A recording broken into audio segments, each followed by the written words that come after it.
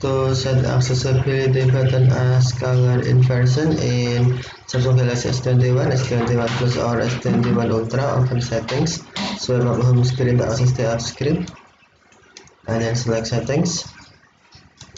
You can also open settings screen from notification panel. Swipe to notification panel, and then the settings icon.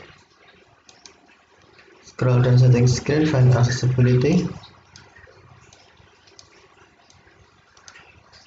and then tap accessibility. Select advanced settings,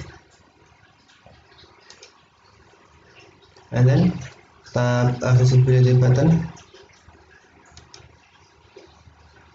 Check color inversion, and then uncheck other option. Now, when you press accessibility button, color inversion will be turned on, and tap accessibility button again to turn off.